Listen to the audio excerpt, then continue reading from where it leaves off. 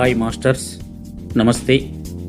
మనం pyramid master Prakash YouTube ఛానల్లో నక్షత్ర మిత్రుడు ఆడియో వింటున్నాం.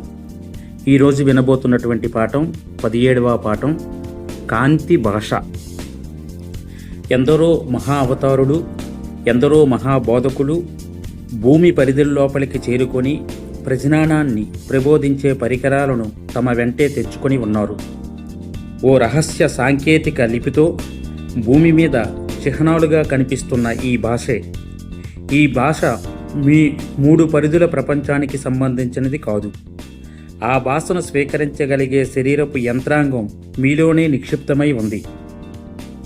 కాంతి సమాచారాన్ని స్వీకరించి, విశ్లేషించి, ఉపయోగించుకొని పునఃప్రసారం చేయగలిగే సమర్థత ఈ శరీర యంత్రాంగానికి ఉంది. మీకు సహాయపడుతున్న వారు దీనిని సహాయంతోనే మీకు సమాచారాన్ని అందించగలుగుతూ మీ నుంచి మీ అనుభవాల సారాన్ని స్వీకరించి అవగతం చేసుకోగలుగుతారు. కాంతి సమాచారాన్ని స్వీకరించాలన్న ఆ ఆశయం ఉన్నవారందరిలోనూ ఈ యంత్రాంగం నిర్మితమయ్యే ఉంది. క్రొత్తగా కోరుకుంటున్న వారికి కూడా త్వరలోనే ఈ ఉపకరణాల నిక్షిప్తం జరుగుతుంది. అతి శీఘ్రంగా అభివృద్ధి సానుకూలమయ్యే విద్యా విధానం ఇది. పుస్తకాలను, తెలివిని ఉపయోగించి నేర్చుకోవలసిన విద్య కాదిది. నమ్మకమే ఆలంబనగా సిద్ధించే విద్య ఇది. ఈ విద్యా వ్యవస్థకు ప్రేమే మూలం. మీ ఉనికే దానికి ప్రాణం. మీ కాల పరిజ్ఞానమే ఊపిరి. మీ ప్రజ్ఞ పునర్వ్యవస్థీకరింపబడే శుభతరుణం ప్రస్తుతం ఆసన్నమవుతోంది. కాంతి పరిజ్ఞానంలో వివిధ అంశాలలో నిష్ణాతులై ఉన్న 1,44,000 మంది ఆధ్యాత్మిక ఆచార్యులు ప్రస్తుతం భూమి మీదే ఉన్నారు. భూ ప్రణాళిక సర్వస్వాన్ని కాంతి పరిజ్ఞానంతో మీలో ప్రతిష్ఠితం చేయగల నిష్ణాతులే వీరు. ఆ ప్రణాళికలో ప్రస్తుతం 12 శక్తులు మాత్రం మానవ శరీరంలో నిర్మింపబడుతున్నాయి. వాటి అవగాహన, వినిమయ సామర్థ్యం పరిపూర్ణం అయిన తరువాత అన్ని అంశాల శక్తులు మానవ శరీరంలోకి కాలాంతరంలో ప్రతిష్ఠింపబడడం జరుగుతుంది. మీ ఆత్మ అధ్యయనం వల్లే ఈ శక్తుల వినియోగం జరిగి అనేక వాస్తవాలను గ్రహించగలిగే ప్రజ్ఞ మీలో ఏర్పడుతుంది. ప్రస్తుతం మీలో నిర్మించబడుతున్న 12 శక్తులు 12 రూపాలతో చిహ్నాలుగా మీకు కనిపిస్తాయి. ఆ చిహ్నాలన్నీ క్షేత్ర గణిత జామిత్రిక చిహ్నాలే. అందులో ఓ రూపం పిరమిడ్. ఈ పిరమిడ్ ప్రాశస్త్యం ఏమిటి? మహాసుస్థిరతకు ఇది సంకేతం. విశ్వశక్తిని సమీకరించి నిలుపుకోగల సామర్థ్యం ఈ రూపంతో ఉన్న నిర్మాణానికి మాత్రమే సాధ్యమవుతుంది. అత్యంత సమర్థవంతమైన సృష్టి చైతన్యానికి ఇది సంకేతం. సమాచార గ్రహణానికి, ప్రసారానికి ఈ పిరమిడ్ నిర్మాణాలే అత్యంత క్రియాశీలక ఆవశ్యకాలైన యంత్రాంగాలు. గోళాకార సుడిలాగా పైకి సాగే తీగ చుట్టు లాంటి వర్తులాకార చిహ్నాలు కూడా మీ శరీరంలో నిర్మింపబడతాయి. ఇంతేకాక సమాంతర రేఖల చిహ్నాలు, సమఘన రూపాలు, మెర్కబా అనే పేరున్న పంచముఖ ఘనాల చిహ్నాలు కూడా మీ శరీరంలో చోటు చేసుకుంటాయి. ఎగిరే సామర్థ్యం ఉన్న మానవుడికి ఈ మెర్కబా సంకేతం ఏ సాంకేతిక చిహ్నం మీలో నిర్మింపబడుతుందో ఆ విషయం మీ దేహ ప్రణాళికను బట్టే, మీ సంకల్పం బట్టే జరుగుతుంది. ఎన్నో అద్భుతాలు, ఎన్నో ఘనకార్యాలు మీ వల్లే జరుగుతాయి. మీలో ఎక్కువ మందికి వర్తులాకార చిహ్నాలే నిర్మింపబడతాయి. వృత్వం దైవత్వానికి, ఏకత్వానికి, పరిపూర్ణత్వానికి సంకేతం. మీలో కొందరికి పిరమిడ్ చిహ్నాలు నిర్మింపబడతాయి.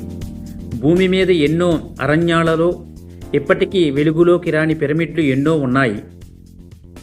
అవధులు లేవని సంపూర్ణంగా నమ్ముతున్న వారికి పంచముఖ మెర్కాబా చిహ్నాలు శరీరాల్లో నిర్మితమవుతాయి. విశ్వంలో ఎక్కడికైనా సశరీరంగా పయనించగల సామర్థ్యం మీకు లభిస్తుంది.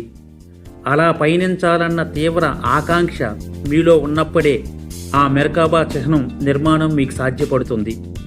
శరీరం భూమి మీదే ఉండి అవధులు లేని చైతన్యం విశ్వాన్నంతా పయనించి వస్తున్న పరిస్థితి ఉన్నప్పుడు ఓ మెర్కాబా చిహ్నం నిర్మాణం మీ శరీరంలో జరుగుతుంది.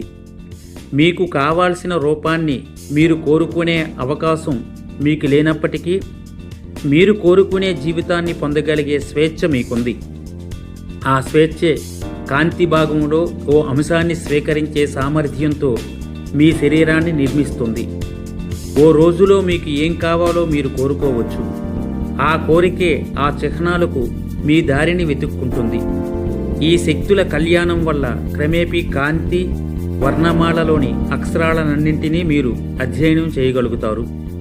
కాంతి భాషను పూర్తిగా నేర్చుకోగలుగుతారు.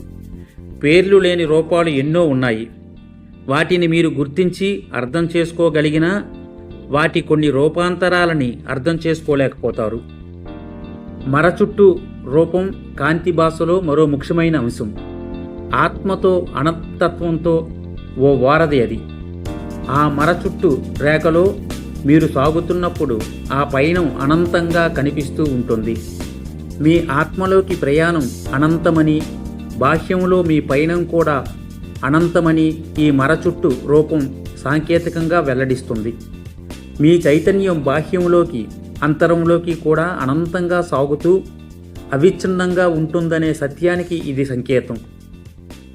విశ్వ చరిత్ర యావత్తు మీ శరీర కణాల్లోనే నిక్షిప్తమై ఉందన్న సత్యాన్ని మీకు ఇదివరకే మేము చెప్పి ఉన్నాం.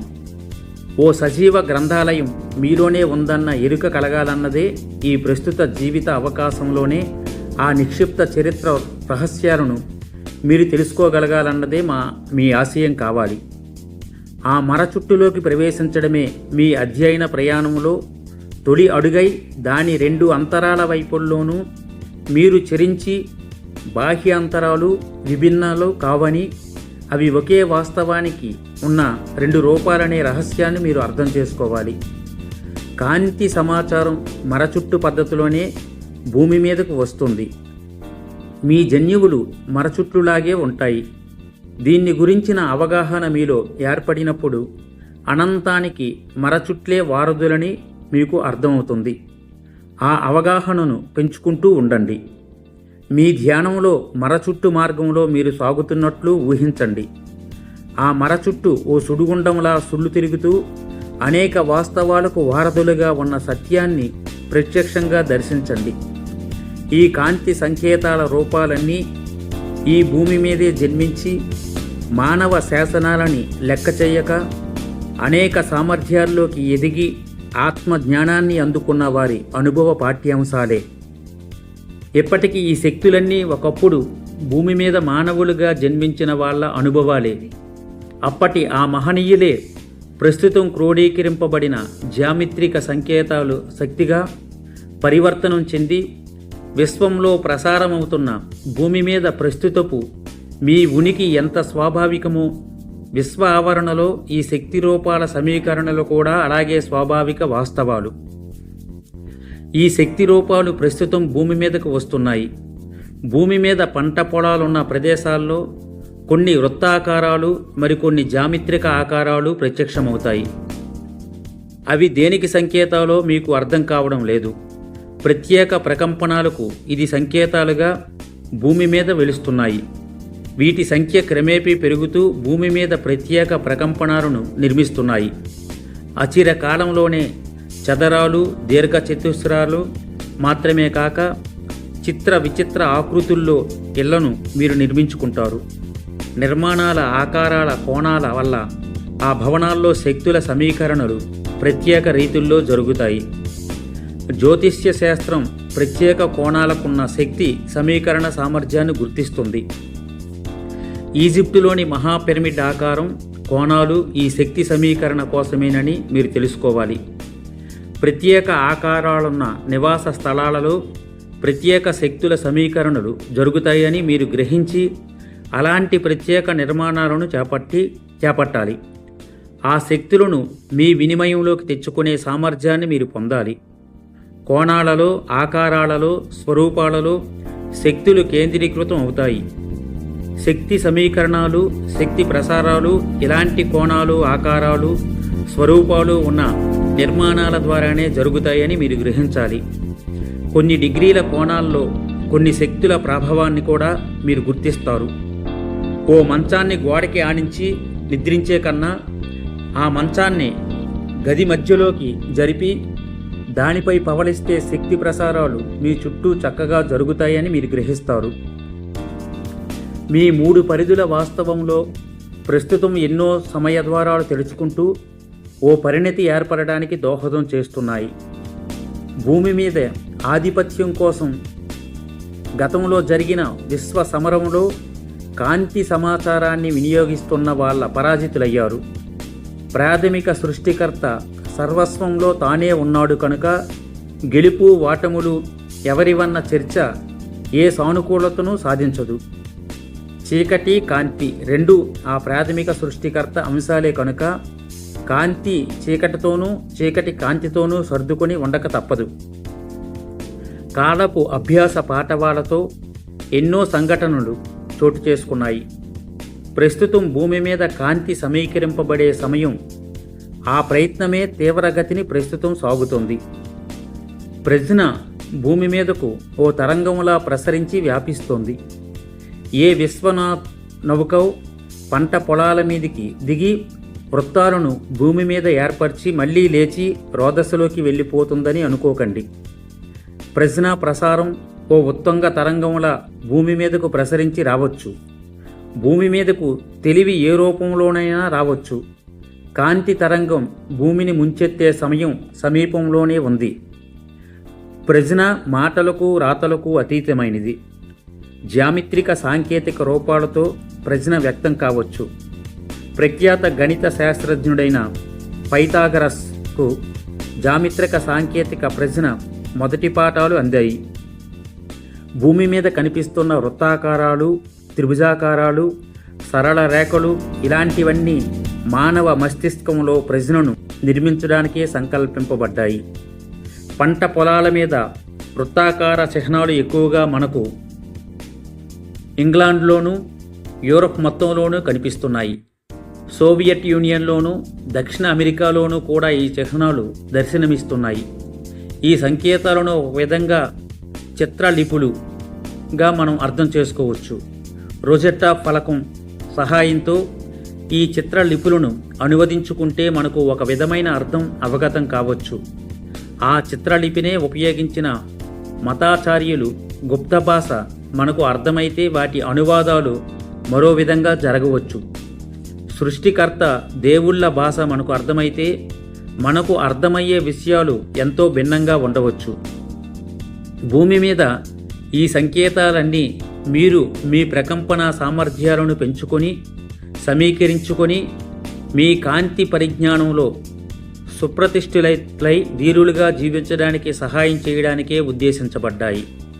కానీ వాటిని సవ్యంగా అర్థం చేసుకునే ప్రయత్నాలు ఇంతవరకు ఎవరూ చేయలేకపోయారు. ఈ రూపాలన్నింటికీ ఒకదానితో మరొకదానికి అన్యోన్యమైన సంబంధాలు ఉన్నాయి. ఆ చిహ్నాలన్నీ విస్తీర్ణమైన ఓ పంట పొలం మీదే ఏర్పడి ఉంటే ఖచ్చితంగా ఏ మహాపరివర్తనమూ అక్కడ సంభవిస్తుంది.